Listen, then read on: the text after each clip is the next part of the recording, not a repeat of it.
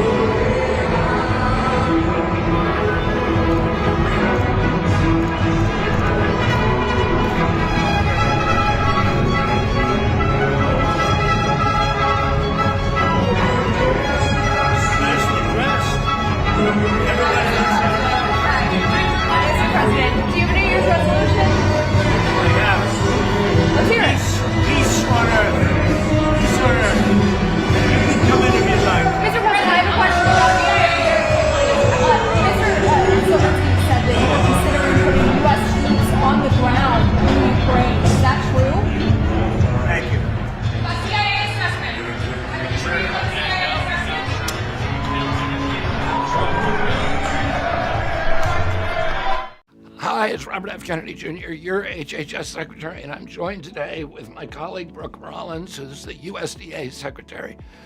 Thanks to President Trump's Make America Healthy Again agenda, we are finding solutions across the government to reverse the childhood chronic disease epidemic. Thank you very much. Today we released our Make Our Children Healthy Again strategy, the most significant reform agenda to our food and healthcare policies in modern history. The Commission's message is clear. We cannot reverse the chronic disease epidemic without making whole food and the success of the American farmer a national priority.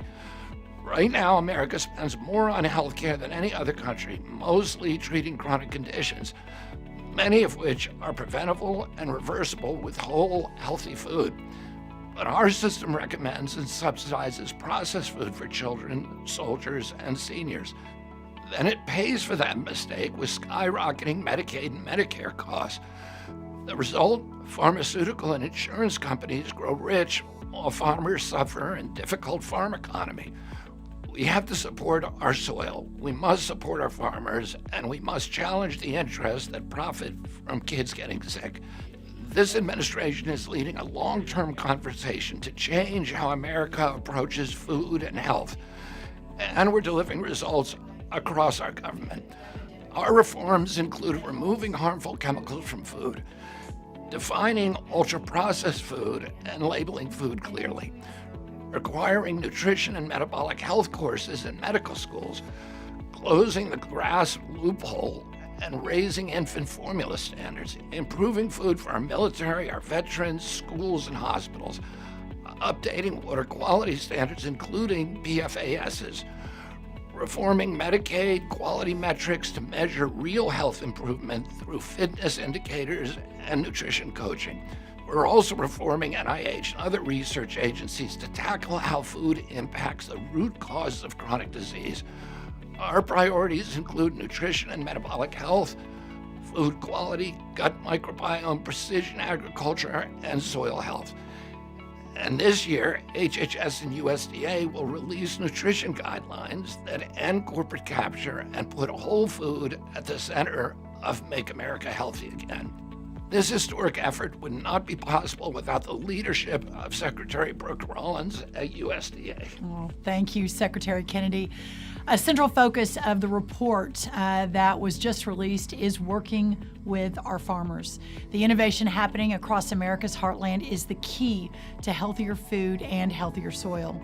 We are streamlining organic certification, we are cutting bureaucratic barriers to direct-to-consumer sales, and we are improving farm-to-school grants so local producers can connect directly with our schools. The Department of Agriculture will empower farmers to keep working lands profitable and productive, and we will provide growers with new tools to maintain and improve soil health, including practices that increase soil organic matter and improve soil composition. We are using gold standard science for every regulatory decision and updating outdated methods. And we are ensuring government programs finally recommend and incentivize whole food, starting with our work with states to remove soda and candy from SNAP. And I look forward to working with grocers to develop sustainable, accountable, and measurable incentive programs that emphasize fruit and vegetable consumption. A cultural awakening is happening across America. Parents are reading food labels more closely. Moms are demanding whole food in schools. Patients are asking doctors about the root causes of their chronic diseases. And we are realizing the deep connection between our health, our food, and our soil. With this awakening and the historic reforms the Trump administration is delivering, we can reverse the childhood chronic disease crisis. Together, we will make our children healthy again. Produced by the U.S. Department of Health and Human Services. And that means a lot of good things. Factories are being built right now as we speak all over the country, and it's really exciting to see. So I think we're going to do well. You saw 4.3, they were predicting 1.9, 4.3. We've taken in hundreds of billions of dollars in tariffs. We gave the military, the entire military, $1,776. $1,776, that's not bad. We're extremely happy. But we're doing great as a country. We're back, we're strong. I didn't think it could happen this fast. It's happening a lot faster than anybody would have thought possible. We have a lot of leaders here, great leaders like Tom Emmer. I watch him on television. He was talking about Somalia today. Where's Tom? He was talking about the Somalian population, and not very nicely. He was not nice. But that's okay. He doesn't mind. Where's Tom? He's great. What a great leader he is. We need you in Minnesota. We need you in Minnesota. He's actually in Washington. Big, powerful congressman. But you did a great job today, Tom. Thank you very much. We all appreciate it because we want to take back our country. Can you imagine? They stole $18 billion. That's just what we're learning about. That's peanuts. In California is worse. Illinois is worse. And sadly, New York is worse. A lot of other places. So we're going to get to the bottom of all of it. It was a giant scam. Other than that, we're going to have a great New Year. Actually, I view that as a reason for a good New Year because we're going to get to the bottom of it. We're going to get that money back. It's all coming back. So I want to just do something very special. This is very different. There's a young lady named Vanessa, who's one of the greatest artists anywhere in the world. To me, she is one of the greatest. In fact, she did something last night that was incredible. She can paint slowly a beautiful portrait for the White House, or she can paint the most incredible painting in literally 10 minutes. And she's a speed painter, and she's a great painter. But I think she's one of the great living artists. And I said, do you think you'd be able to stay and interrupt the music for a couple of minutes and show them something special and draw something really special? I don't know what it is, but draw something really special. And if it's really good, what I thought I'd do is come back up and I'll auction it off. And I'll start with a certain number. But we have money in this room. It's ridiculous. It's ridiculous. So we'll maybe auction it off afterwards. But I think you're not going to really believe what you're going to see because I've never seen anything like it. So if you could just pay a little attention, because it's very different. It's entertainment, but really what it is art. She's one of the greatest artists anywhere in the world. Vanessa, would you please come up? Thank you. Vanessa, thank you.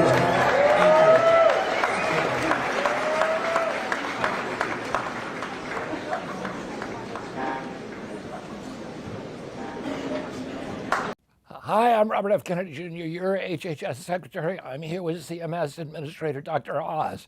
Rural America is in crisis. Chronic disease rates are higher in rural communities than in our cities, yet rural health care is collapsing. Since 2010, 150 rural hospitals have shut their doors. Fewer than 4 in 10 rural hospital beds are filled at half the rate of urban areas. The human cost is devastating. Families drive hours for care. Communities lose their hospitals, their lifelines, and their economies. The old Washington approach was to throw money at failing systems, patching holes without fixing the foundation. That failed, and rural America paid the price. President Trump is changing all that. In the One Big Beautiful Bill, Congress created a Rural Health Transformation Program. This is a bold new approach, $50 billion across all 50 states, to rebuild rural health care from the ground up. And today we're announcing the process by which states can apply for those funds. The program tackles the root causes of rural healthcare failure. It gives states the tools to design solutions that last, not Band-Aids that fail. At the National Governors Association meeting, we previewed the principles. The message was clear. This is not about sustaining failure. It's about building success. We recommend states consider 5 powerful models. Here they are. First, prevention. MAHA. Chronic disease drives more than half of our nation's healthcare costs. If we're serious about making rural America healthy again, then nutrition and physical activity and prevention must be priorities. Second big area, sustainable access. Rural providers can join forces. They can share resources. They can build innovative operating models that actually serve their communities. Third big bucket, workforce, people. Rural health depends on people. States can recruit and retain professionals by letting pharmacists and nurse practitioners expand their roles. And by streamlining licensing across state lines, all this becomes feasible. And without it, shortages are going to continue to choke rural health care. Fourth, innovative care models. They work. We can give doctors and hospitals stable cash flow while rewarding them for keeping people healthy, not just treating them when they get sick. That aligns resources with prevention and better outcomes. And finally, technology. Paint this, a picture a patient checking symptoms on an iPhone instead of driving 35 miles to the nearest doctor. Picture an AI-powered system replacing stacks of paperwork, cutting administrative work in half so providers can focus on patients. This is a structural shift, not just another temporary patch. By early next year, states will begin using these funds to put real solutions in place. Rural communities are the foundation of American exceptionalism. They have waited too long for Washington to act, and now, at last, we are acting. We encourage governors to submit bold, audacious proposal ideas as strong as the people they serve. Together, we will build a rural health system that works, strong, sustainable, centered on patients, and we will make rural America healthy again. Rural America deserves a healthcare system built for rural reality, not an afterthought of urban leftovers. Right now, only 7% of Medicaid hospital spending reaches rural hospitals. That's got to change. The Rural Health Transformation Program is that change. Produced by the U.S. Department of Health and Human Services. Here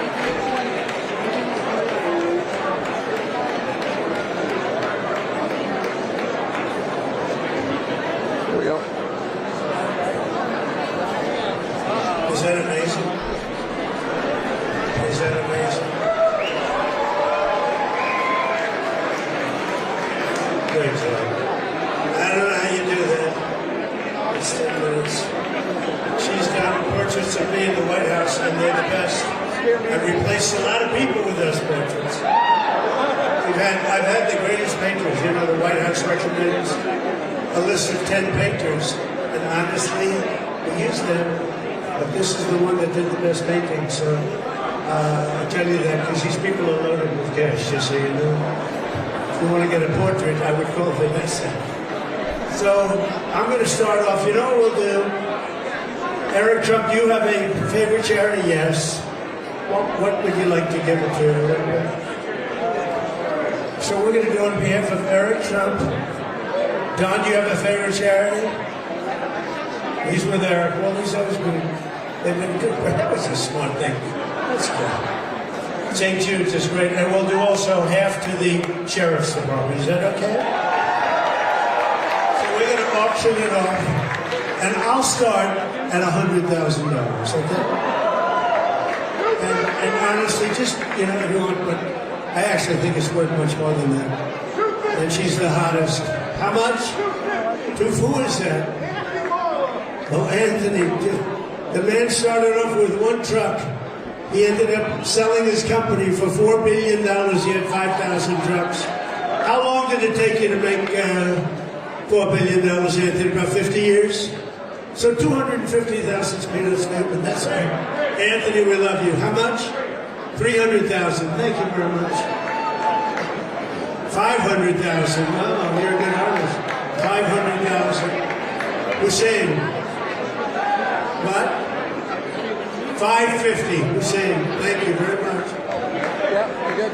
650. Thank you very much. Mr. Wernine. What? 1 million. Whoa. He's the biggest guy on Wall Street, so it's peanuts. He's the biggest guy on Wall Street. Don't let that red hat fool you. He wears that so that he sort of takes people by surprise before he plucks the money out of their wallets, right? So anyway, thank you very much. 1 million. 2 million? 2 million. Whoa. 2 million. 2 million. Wow. You see what I mean? Did I tell you these people? And yet that's peanuts. Anybody, huh? I'll sign it if you give more. Okay. Are there any other bids? Any other bids? Yes, ma'am. 2 million. 2 million 5. 2 million 5. 5 million. 5 million or 2 million 5? 2 million 5. That's it. That's. Her husband looked at her and said, "What the hell is that all about?" 5 million. Eddie, we have 2 million 5. 2 million 5. Anybody upping it? You see what happens here, John? How about that for entertainment? How is that as entertainment? We get great musicians, everything else. But I saw this. She did something for us last night. She created a work of art. It was so incredible. I said, "Could you come and do it again?" Right, John? And she was a hit. Did you notice? I said, "No, let them stand on the floor." Not one person left the floor. You notice that, John, right? He's the one putting on this big shindig tonight. It's going to be amazing tonight. And you're invited to stay with us, Vanessa, okay? All right, we're at 2 million 5. Anybody else? Going once? 2 million 750. Who is it? Oh, I know who that guy is. He's got plenty of games. Vanessa, you don't want to know about some of these guys. 2 million 750. Do I hear a 3 million? Yeah. Do I hear 3 million? It's going to St. Jude's. It's going to the sheriff's office. Sheriff's department. Huh? Yes, who, what? Yes? Yes? Don't do it if it's too much. Don't do it if we have to see a chapter filing tomorrow morning. Ladies and gentlemen, one of our outstanding pop features had a file for chapter. He'd been too much. No. So we have 2 million. We have 2 million 750. Do we have anything else? Any other bid? I want to thank you. Come on up on the stage. Come on up here. Come on up. I think you made a good deal, actually. Come on up. That's great. How about that? Did you ever sell one of your paintings for that? No? Whoa, look at this guy. This guy is good. He's a good man, a very successful guy, too. I want to thank you very much. That's a very nice outfit. I like this outfit. Thank you very much.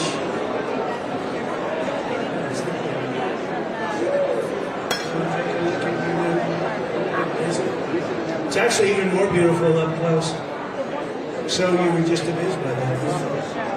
That's great. Well, thank you very much. And the charity thanks you very much. Thank you very much. You have a good time tonight. We appreciate it. Get this guy's number. She's got, that's, how many years? 6 years? Congratulations. It's a beautiful couple. Beautiful couple, right? Thank you, everybody, very much.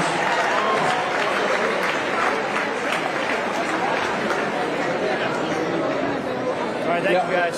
Thank you, press. Thank you, press. Thank you, press.